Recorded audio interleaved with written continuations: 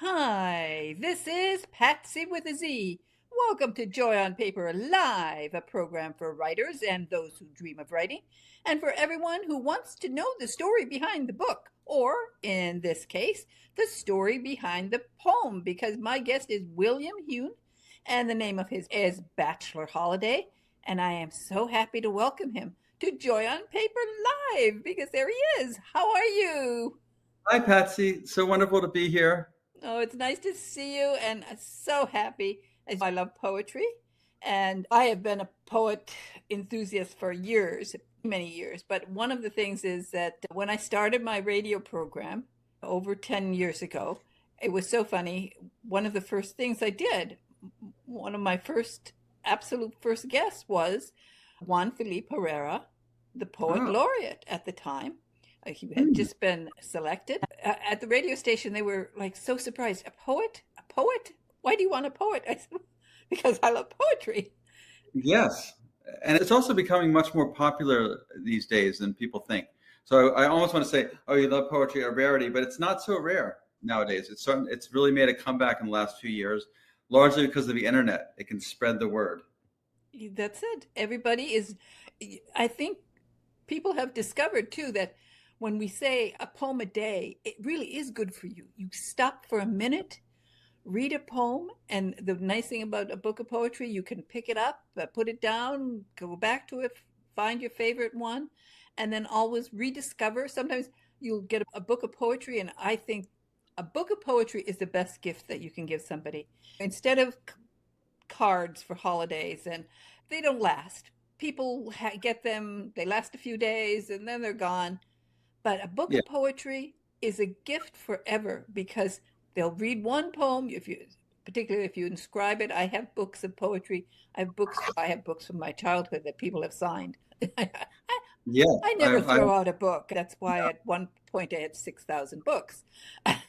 that's wonderful. I see some in the background there. But it is a gift, to really a perfect gift to give. And a book like this one, Bachelor Holiday, which covers a wide range of poems. It's just so much fun to read. There's a poem in there for everybody, at least three or four that you stop and say, oh yeah, I relate to that one. I know that one. And then ones that you discover. And the wonderful thing about it is that you are, I don't know, it's hard to say, a self trained poet. You come to this naturally from your heart and your soul. And I don't really believe that great poetry is written in a university class, Poetry 101. No, there was a conversation that Verlaine asked Rimbaud, can you teach poetry to poets? And Rimbaud allegedly said, only to bad poets. So I don't necessarily agree with that. I think that and I, of course, had my mother, who is a great English teacher. She was, God rest her soul, but she taught me so much about shaping the words. But of course, it was my raw talent that got me to keep going and keep reshaping the words and continue on my path. But did require a lot of attention from her as an editor and also from me in my studies. That said, I never took an MFA. I never got an MFA, and also I was a chemistry major in college. And I did take a lot of English class, of course, which I loved. And again, I do applaud the MFA programs because not everyone in there is going to become Wallace Stevens, but the ones that do have the talent will out, and that will give them the platform. So I think that's a wonderful thing. And also, I think that helps spread the great word about poetry. So I'm all for the MFA programs and that, don't get me wrong. But I still think you have to have the raw talent. Exactly, exactly. Sometimes people will think, oh, a poem is easy. It's like maybe one page, maybe it's 10 lines. It's easy. But anyone who starts writing, for example, people who are just getting into writing and they say, I want to write a book, I want to write a novel. Many people will say, oh, I'll start easy. I'll start with a kid's book, and then I'll work my way up to a chapter book. Then I'll work my way up to a young adult book. Then I can write the novel. And they don't understand. The novel is easy. The kid's book is the difficult one because you have to So learn discipline of words. So you can sit down, I can sit down and write a novel of 500-page novel in just so I can just type it out. But boy, when you are told that you have to, for a kid's book, 32 pages, and you have to get everything in that 32 pages, this is Yes. craft. And that's what poetry is. You have to really learn that every word counts. Yes, it has to be charged. Those 32 pages have to have as much electricity, lightning charging them as the 500-page novel. And the challenge with a longer book, of course, is yes, anybody can write a 500-page novel if they sit down at their desk every night and write for 500 days and write a page. But the fact is, who's going to want to read past page 10 if you don't know what you're doing? That's the task. It's not the writing. It's making someone turn the page by their own will. That's the trouble. And same thing with poetry. Who's going to want to read the next line if the first one doesn't pull them in? Exactly. So there's a trick to all of it. Now, I want to show everybody this because for a poet, poets don't always get recognized. This is a big problem in life. Poetry is a challenging occupation to take on.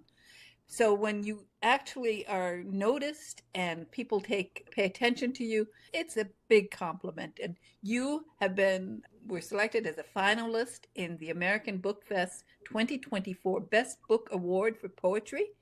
And they called it an enthralling collection with themes both grand and intimate and verses that pack a wallop of feeling. And that's how you got a wonderful Kirkus star. And it was also placed on the Premier Review's recommendation list, which is pretty good for a poet. I know. I was so happy to get that. I was actually amazed. I have confidence in my stuff, and I knew I think my stuff's pretty good. But the idea that someone of an outfit of that stature, both those outfits would recognize it, was just one of the great thrills of my life, I must tell you. And I was just really bowled over, and I was so proud to tell my wife and my friends about it. And it's just a wonderful thing. And it just goes to show that if you persevere, you just keep going.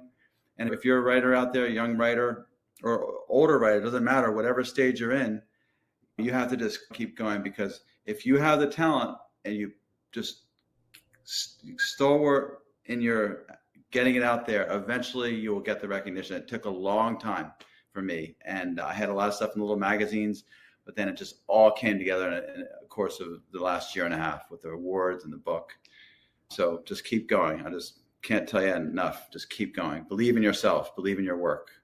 Exactly. Because, as I said, it's not easy for any writer, but particularly a poet, faces a lot of challenges in this world. And this recognition is important. And I'm sure you'll receive other prizes along the way, because your writing is just, you capture a moment in time with your poetry. And each one is a little treasure. And that's what I love about it. As I go through, and I've had the book now for quite a while. Some of them I've read many times, and they intrigue me, and I will stop and I'll say, I wonder what the story is, because the name of this program is partly the story behind the book. In this case, the story behind the poem. And I will stop and I will say, whoa, who inspired that poem? And what was that moment like? Let's start with first, let's talk a little bit about the cover, because I Sure. love the cover. And of course, I think I have mentioned to you before that I've been there and I know this place. You And did, tell us yes. about this trip that you took and where the title of your book comes from, Bachelor Holiday. And what exactly were you doing on this Bachelor Holiday, and where did you go? It's funny. I guess I'll begin with they're different stories, but they match up in terms of the name of the book and how I came about the cover. The name of the book, Bachelor Holiday, comes from a play by the writer Alan Ball. Now, he wrote the movie American Beauty, which I'm sure you all have seen. And PatZi, I'm sure you've seen that. Very famous movie.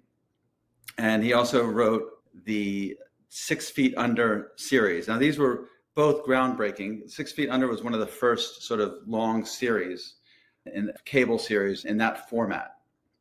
And he really broke ground there. Now, I knew him actually in New York City. My sister mainly knew him, but I was friends with him as well, but through my sister. And we used to have brunch together and stuff like that. And he was completely unknown, just hadn't yet been discovered.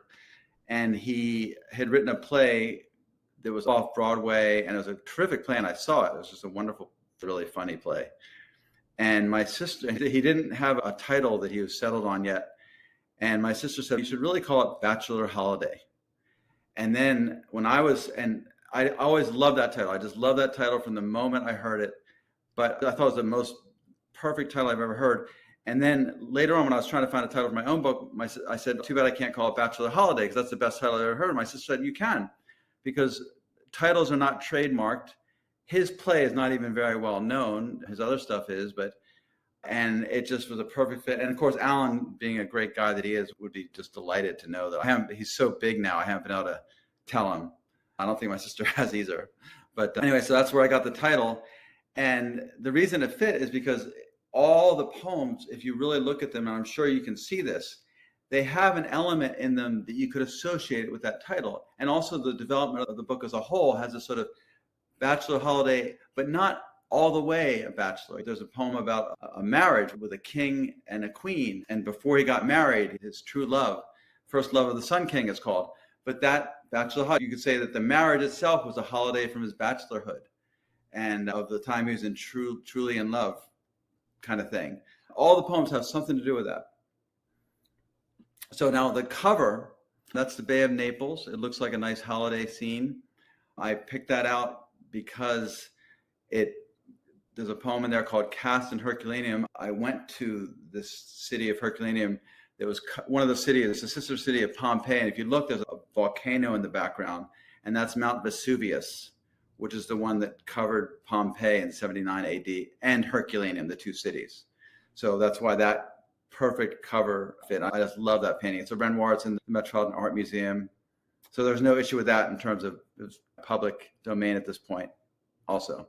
But I like that because it's a kind of happy beach scene, but at the same time, there's that ominous volcano in the background that's just smoking away. And that's kind of like the poems. There's a lot of light and happiness in them, but as in all human things, there's always this little something in the background there. And that's partly what gives them their energy, is that combination of forces, light and dark. Of course, I've been there. Actually, it was one of my favorite places to go there, to Pompeii, Herculaneum. Spent quite a bit of time in Naples going through the museum. Wow. When Yeah, you love see that. it, isn't it incredible?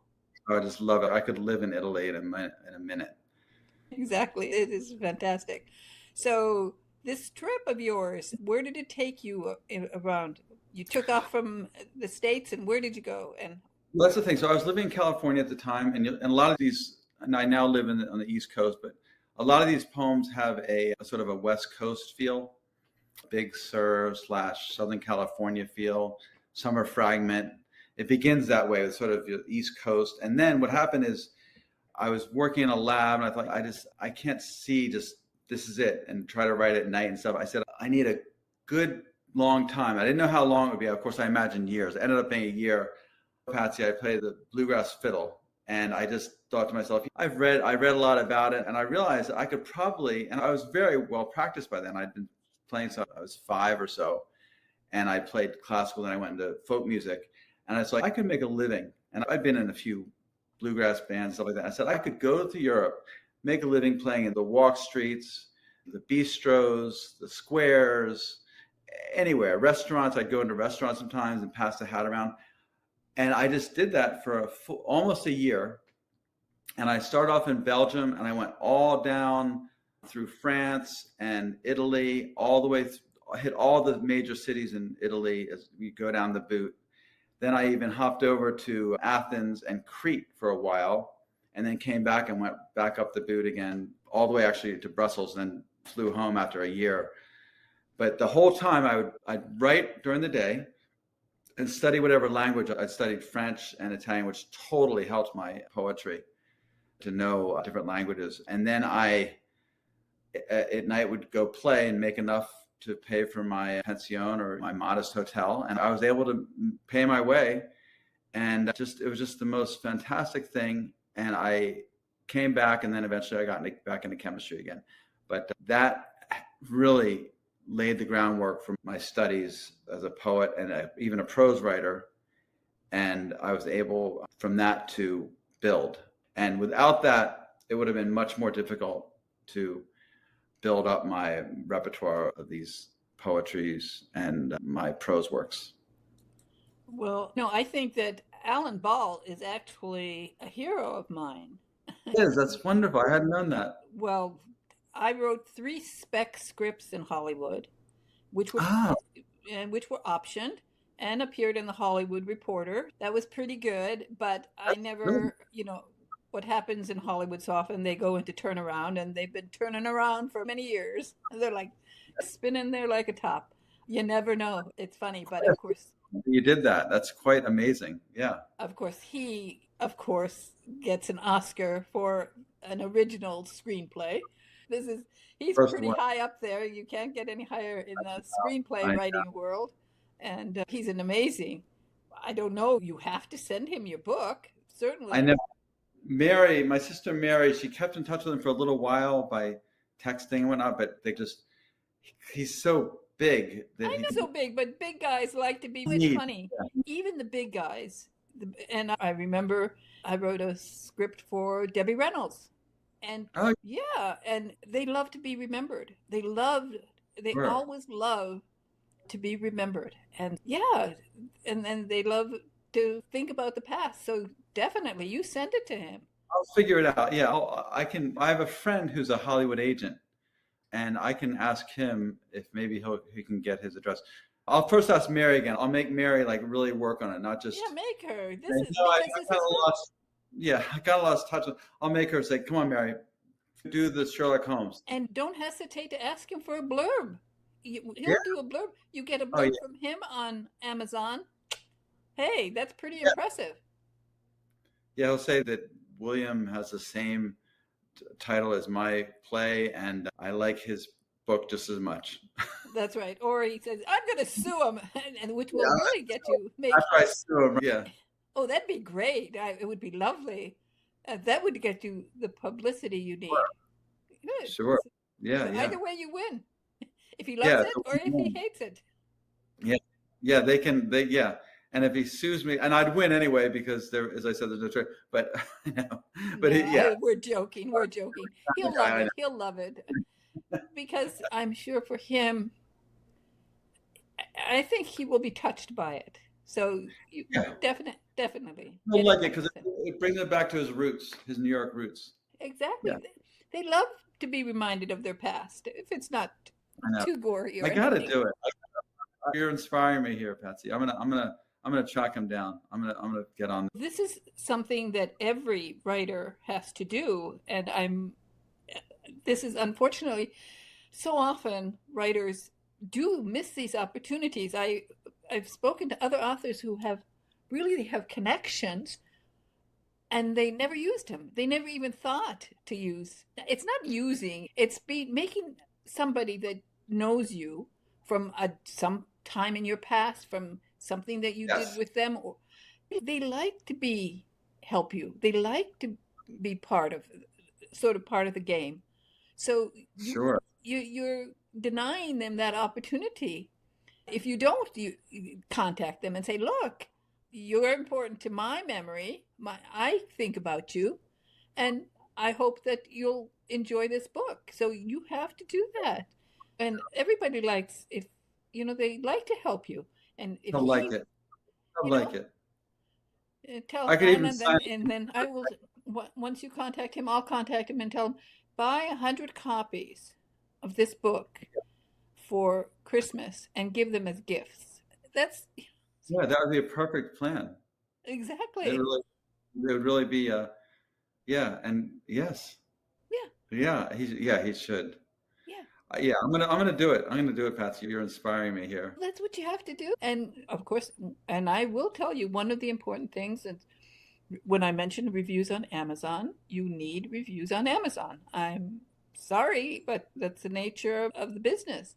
you are still poetry or novelist or whatever kind of book, it is a business and you have to get out there and promote it.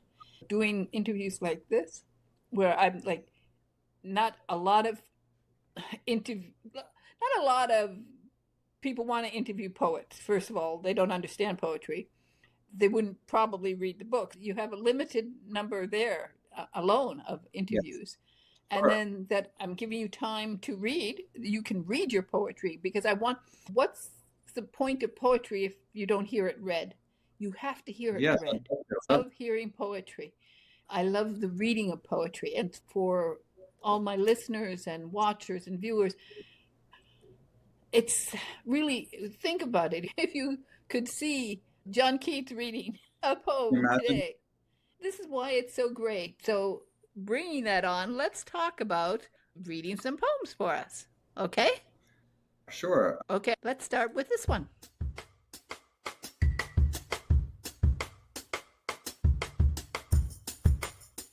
The Owl, it's the first poem that I really wrote that I felt was good enough to appear somewhere, truly. And of course, I thought my first random jottings were the best poetry ever written. But when I became more understanding of really what I was up against, this was my breakthrough poem. The inspiration behind it was when I was 20, how old was I, about 22 or so. I just gotten out of college and I went to Vassar and I just graduated. And I was up with some friends playing music. We were playing bluegrass music. We were just playing all night long in our backyard. I live in Pennsylvania, this beautiful backyard with some fields and trees around. And I was up all night playing and it started to get light out. And it was about 6 in the morning, 6:30 in the morning. And we thought, my gosh, we've been up all night. And the sun began to come up and it was bright. And in that brightness, we suddenly heard the most beautiful and eerie sound at that time of morning. And that was an owl hooting in the bright sunlight. And it was the most amazing thing I've ever heard in my life. And so that's the inspiration behind this poem. And it's also the first poem I ever published. The Owl. Fortune turned up an owl this morn, outside antique panes of sleepy June. Forlorn in the strange wet and winds and light of stars drowning in fresh blue uncertainty at daybreak. Listen for the still night's favor, perched on a limb far back from the road, where cars still asleep don't yet go to the city, where cages await the animal spirits none dare to show, except in a mockery of strengths unknown. Like billboard photos, the flashed white owl, frozen in pixels, the deadliest tiger a child won't fear. Earthbound eagles, dolphins, seals, Noah's dove, bring your children to the water zoo. Let them bring their clubs. Born upon gathering winds of madness, images of life surround us. Our love of living creatures dying.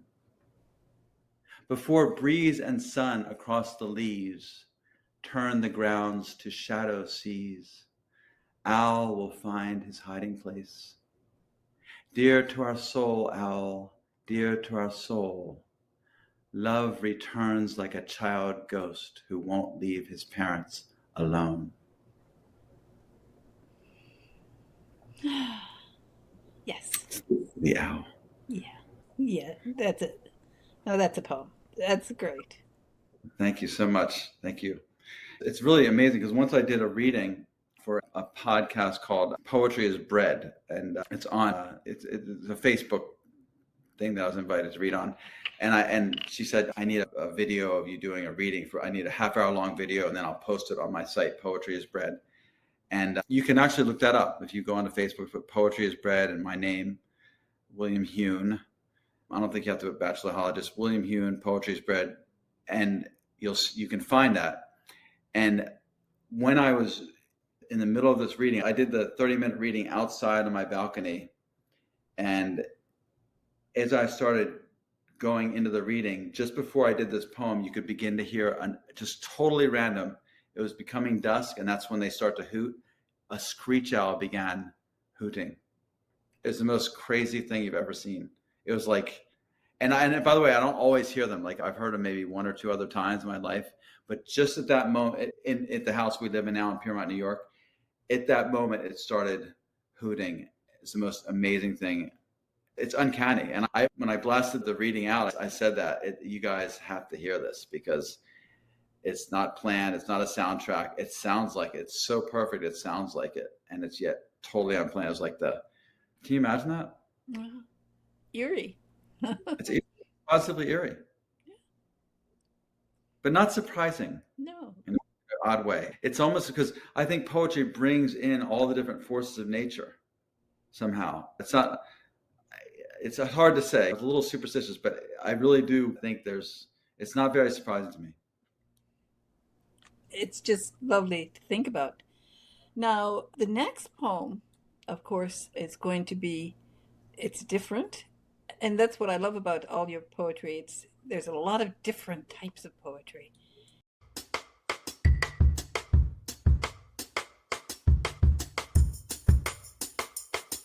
Now, yeah, this is Expedition. And this is about losing friends. So I wrote this when I was in my 30s. And when you get into your 30s, you begin to drift away from some college friends, and certain people just don't understand that sort of angsty stuff when you're a young adult like that. And so I was trying to work through my feelings. And this poem is very interesting because I wrote it. Most of my poems took a zillion years to write, and I still, some decades long. I didn't sit working the same poem for all that time.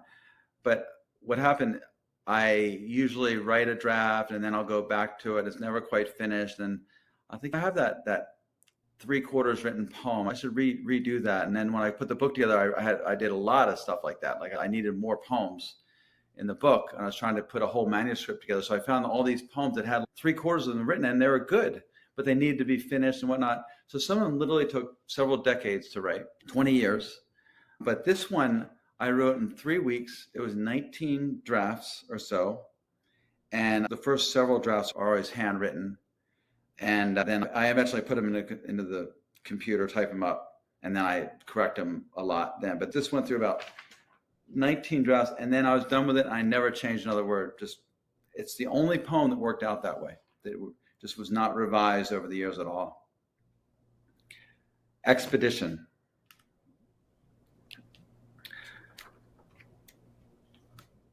The friends I lost would not have made it to the top anyway. Scattered on the mountainside in night like uncharted stars. Though they'd sworn loyalty at the first remembrance of their padded lives, even the truest of them became liabilities. Below, the air grows thin, and the insanity thick as the loss of breath. Their spirits broken. A voice, silent as the vultures, seemed to soothe them to death. They returned to the safety in numberless faces, eyes already sinking like grave markers.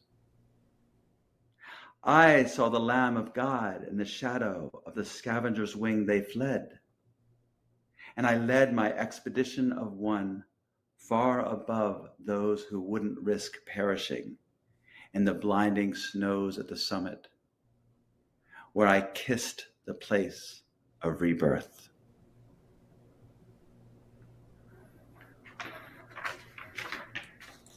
That's a very visual poem. You see it in your head as you're telling the story. Yes, it is quite visual and has animal presence with the vultures. And the mountains and the air, you breathe with it, with the air growing thinner as the quote unquote insanity thickens.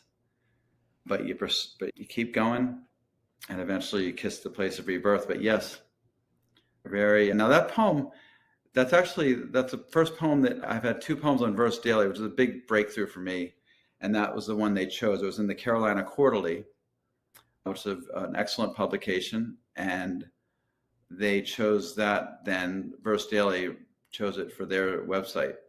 So Expedition it's probably my most popular poem is Expedition. It's been reprinted a bunch of times here and about. And it's a healing poem too. One person who recently lost a loved one, I read it on a radio show. And the DJ, he said, I'm getting tears in my eyes because he had just lost recently his brother. And it says, the friends I lost would not have made it to the top anyway. And of course, it wasn't intended to be about that sort of loss, but the way it comes out with, there's still something beautiful ahead. And it really touched him. And he said, I feel it's a healing. It helps me heal. And that to me was just, and that to me is a grand slam. If you get one person to say that your poem helps them heal, that's it. Your whole poetry career is made. You've done it. Exactly. Now, do you walk around? You have a notebook with you all the time? Do you jot down things do they come to you like you're just walking down the street, or how does the process work with you? Yes, there is that. Not necessarily a notebook, but it's more like reaching for I travel quite a bit for my job. I'm actually traveling right this minute, which is great because it gives me space to do this wonderful program with you. But it's more like grab the hotel pad and paper as opposed to, and sometimes I do have notebooks. But that's not always handy, but I'm constantly taking notes. I'm constantly writing down little ideas, or something will occur to me how I can finish something, or something I could insert into a poem or prose work I'm doing. Yes, it's a continual process. And then I sit down and really focus on putting things all together. Now, of course, your mother was an English teacher, and coming from the old school of English teachers, back in the day, English teachers actually, I was just at the edge of that where we were still required to learn poetry by heart and recite poetry. I don't think they make kids get up in front of the room and read poems, but I had two teachers who made the students, made them. Yeah, they made them. We had to do it. And I think more or less we were allowed to select the poems that we read. I don't remember that we were forced to read poems that we didn't want to read. As I recall it, a lot of the boys read very short poems, the shortest poem in the book. But it did teach you a lot, getting up in front of the room and having to do that. Yeah, I had to do a little bit of that, I remember. But my mother could recite every poem ever written, including French poems. Like she was a Phi Beta Kappa. She was just a kind of a literary genius, really, in her own right. She really was. And I think of her that way. And she could just tell whenever I went off track, just nope. And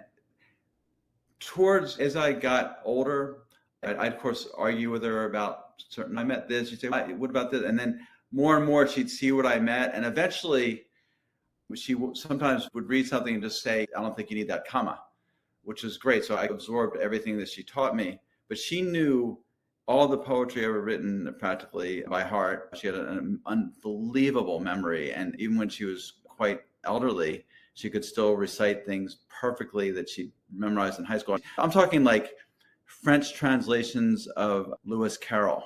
She knew by heart, kind of thing. Can you imagine that? Wow. 'Twas brilliant, suave, and the slithy, was it toes?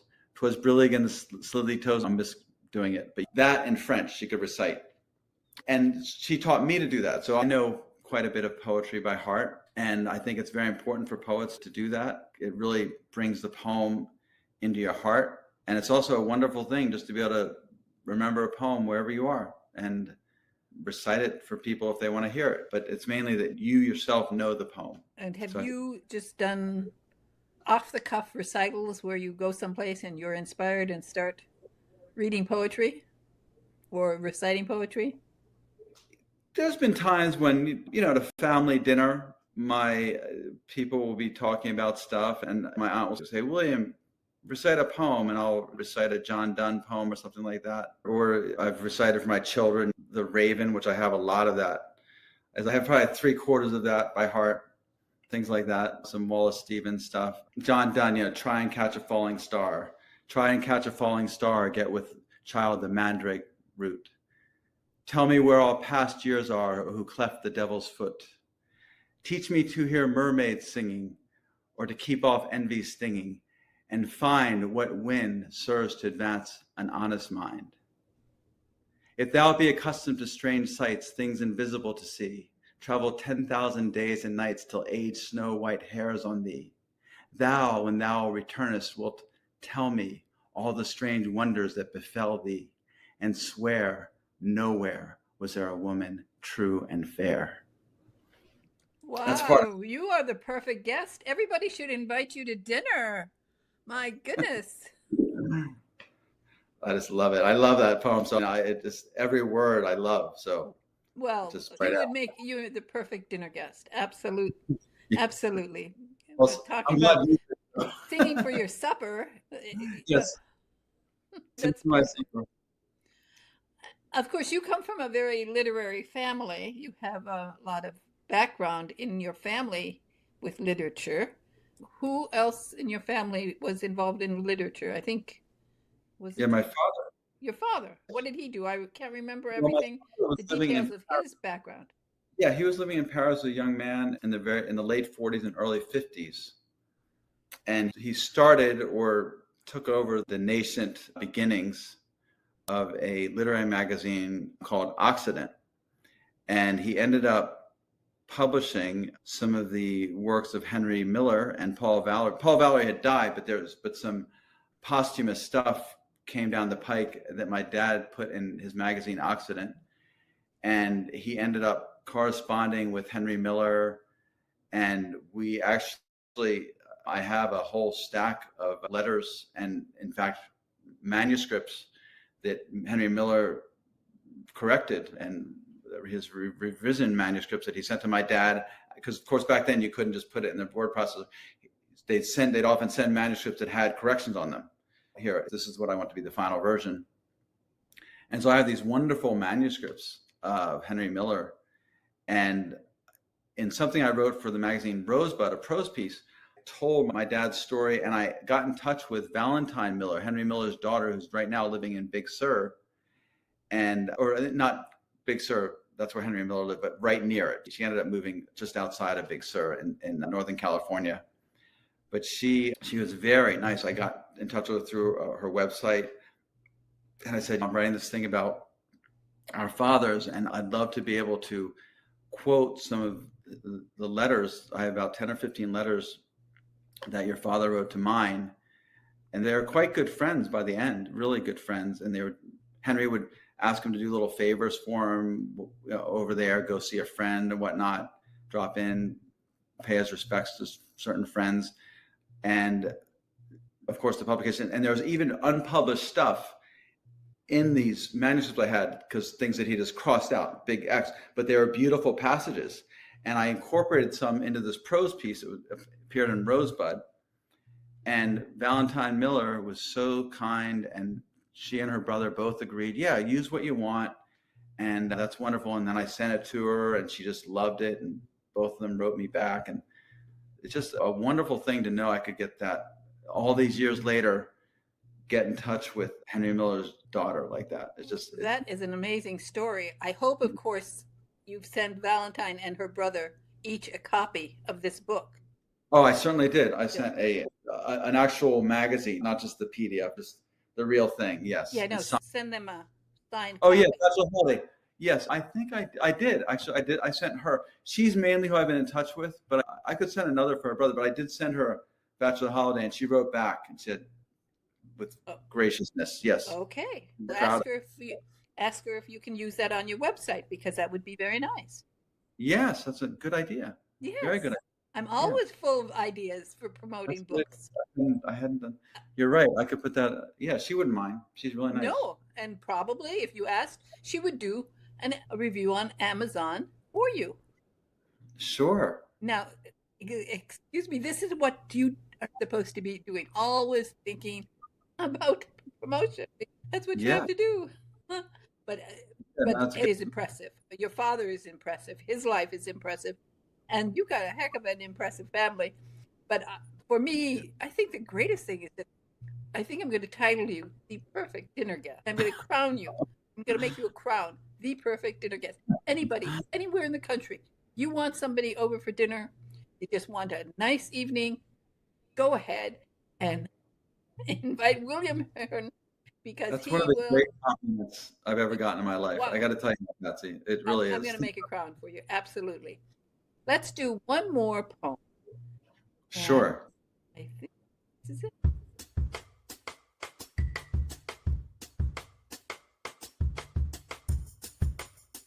This ties into the cover, as you saw.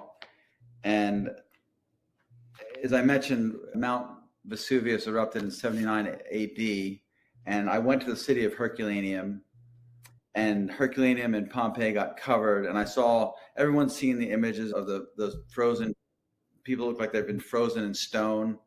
Not exactly how it happened, but that's what it looks like. It looks like they just got frozen in stone. And they found people around the caves, and they had run when the first started to erupt, and they'd run to the caves thinking they'd be safe because their houses would catch on fire and stuff like that. So they thought they'd be safe in the caves.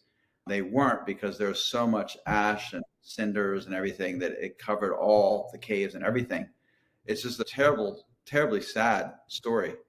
But they found the frozen and stone people in the caves as well, and they'd find jewels at their feet, and they obviously were hoping they could get away with their valuables. And when I was there, I just thought how sad that was, and I then ended up thinking, I wonder if I thought I'd read a poem that followed one of these poor souls as they were trying to first erupted, and then as they were trying to escape. And I just thought it was a tribute to them, because we don't think of it. We think 79 AD, 2,000 years ago, and it's just, you don't think of it, but just it was very, I know it's so long ago, but I was very saddened for them. It was a strange feeling. It was almost as though there was I'm not saying it was, but it just felt like there was almost a force there wanting a poet, someone to speak for them, to recognize, not to say, oh, look at those cool stones, or the positions there, but to really think, no, we weren't just that kind of thing. I know that sounds strange, but that's the feeling I had. And that's behind this poem called Cast in Herculaneum.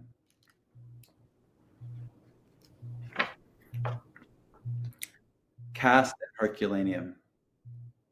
Mountaintop blossoms, blacks out heavens. A sun the gods captured breaks through crust. Pounding free, luminous, springs burst skyward, barely time to scoop up a handful of jewels. Dusk fills the quaking shallow cave you've fled to. You can't see yet, your gems and gold will dash.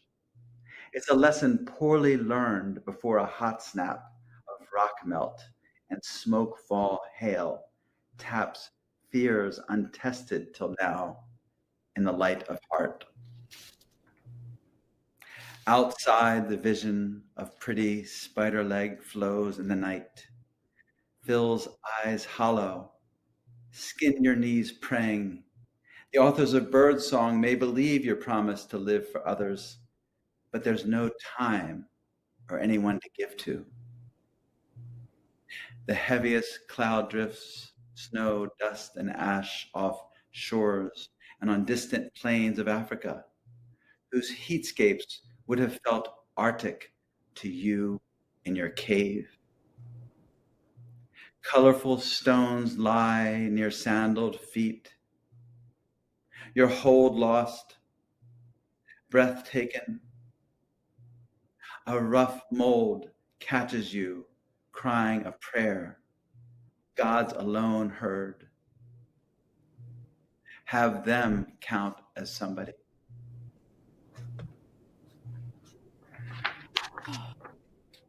Now, at the end of that poem in the book, I want to give a bigger picture of it here. I put this picture, and that's the goddess Minerva, equivalent to the goddess Athena, the Greek goddess. And she's there with her owl because she's the goddess of wisdom, and Minerva and Athena, goddess of wisdom. And you can see even a volcano in the background. And I just put that there. There's a number of illustrations in Bachelor Holiday, and I put that one there because it's so soothing. And I like to think that she is the goddess or god that heard this poor man. So that she is Minerva. And that's in the book, Perfect. by the way. How perfect for you, because your first published poem was The Owl, and there's an owl. So we have lots of connections. Yes, it fits in lots of different ways. And It certainly does.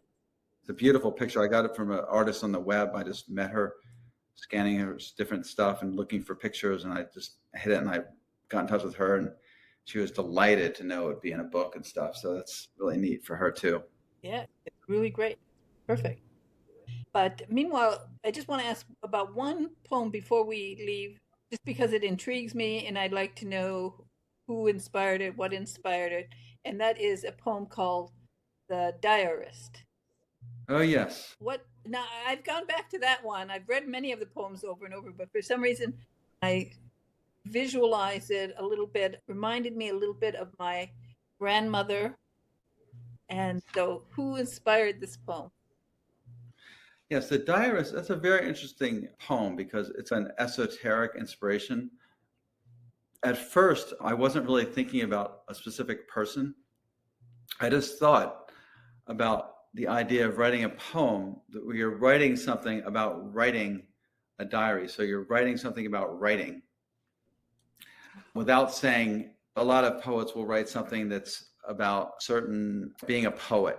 So I certainly wasn't going to do that. When I'm here at the page and I call the muse up or whatever, all that kind of thing, writing to me is whatever that is. So aside from doing that, it did occur to me writing something about writing.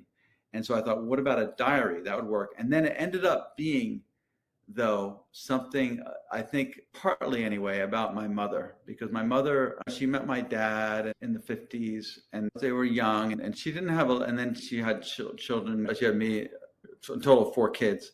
And so she didn't have a lot of experience outside just getting married and having children. And from conversations with her, I could tell that she wished she'd maybe had a little more time to be just on her own. Not that she regretted anything. She certainly didn't. She loved us and her family life. And of course, that's the highest calling for anyone, really, in terms of challenges in life. So she did get that. She did accomplish great things in her life, raising 4 children. So it's a wonderful thing. But she felt that maybe, so that's why that's what that poem is about. And then at the very end of that poem, when it talks about, I forget the exact line, but it said a hailstorm that filled her garden with ice. That actually was based on one summer day when I was growing up. I must have been 7 or 8. My mother was there, and she said, "Quick, William, come on out. It's hailing." And I went out there, and it was hailing these big hailstones. This is in Pennsylvania in a summer day. I think it was early summer. So it wasn't boiling hot, but it was maybe late June or something like that. Maybe later, maybe it could have been maybe late August too when I was at the end. But it just, tons of these hailstones came down, and it literally filled the summer garden with ice. So there was just a huge number of these hailstones. And that was just such a beautiful way to end the poem. It is. I love that poem. I've read it many times. Thank you. Well, Thanks so much. I want to thank you so much for being on Joy on Paper Live. And William Huhn, your book is just fantastic, Bachelor Holiday. And it's available on Amazon and online. And there's your website. And anything else you want to say before we leave? Yeah, just there is also some of my prose stuff, some of my prose essays are on my website. You can read them there. There's no paywall or anything. Just pull them up. You might like those too. And just PatZi, this is just the most wonderful interview. And as I told you before, I think you're probably the most wonderful interviewer I've had yet. I really mean that. So thank you. It's just a great pleasure to be here. And thank you for reading Bachelor Holiday and for making such wonderful, insightful comments about it. And to your listeners, thank you for listening. And I hope you do enjoy it if you get it. And poetry it's for the soul. It nourishes the soul. And that's how the last thing I'd like to say. Oh, and I want to say one more thing. And I always encourage people when they are going to Thanksgiving dinner at somebody's house to bring a book. Everybody always brings flowers and wine. I would get a lot of flowers and wine, but I already had a lot of flowers and wine. If I'm making dinner, I've got the flowers and I've got the wine. And so I always feel bad when people like would bring me bottles of wine and I knew those weren't the bottles I was going to use anyway because I had already selected the wine I wanted to go with the meal, but a book. So I've always encouraged people to bring actually a National Geographic book because I think it's a perfect book to have on Thanksgiving Day. Sure. People can pick it up. But this year I'm going to recommend that people bring Bachelor Holiday and take a little time after the turkey and before the football and just each member of the family or every guest there can read a poem, record it, do your own little home video and read one of these poems, and everybody in the family will find one that they'll like. A lot of the guys might select the shorter ones, and then a lot of the women will everybody will select something different, and it tells you something about them. And I think, and this is something that you can have. So every year, if you read a book or if you do something like that on Thanksgiving, I was going to say 1975. Why I have 1975 in my head, I don't know. 2025, and you have some young people in the family, 10-year-olds and 14-year-olds, and they're reading. And then again, you do it 5 years later, and they're older, and they're reading the same poem, and you say, whoa, this is a way to trace the development.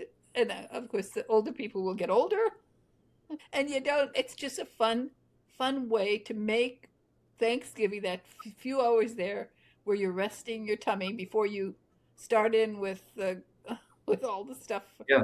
Do that. Just exactly, give this book. Right.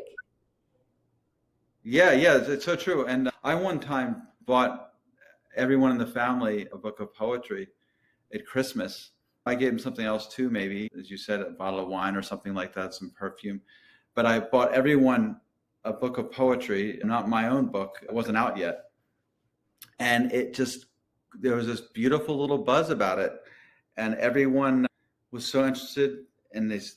Some people weren't even usually reading poetry, and they were just so happy to get it. And they said, wow, this looks interesting. And yeah, I'll read it. And they were talking about it the next day on Boxing Day. And probably 5 years, 10 years later, it's still there. They have it, and with your signature in it, your dedication to them.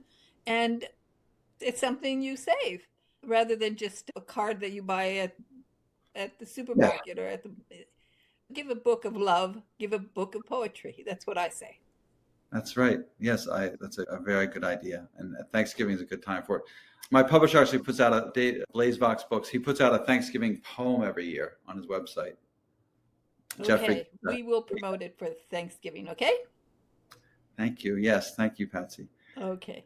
And everybody, if you get this book, please do a review. That's the kindest thing you can do for an author, is to put a review on Amazon, because Amazon likes reviews. And if an author has enough reviews, then Amazon actually promotes the book. So you are helping the author, and you are helping Amazon, and you are helping everybody who needs to read a good poem. Again, thank you so much for joining me today, William. Bye now. Thank you, PatZi. Okay, bye, everyone. Thank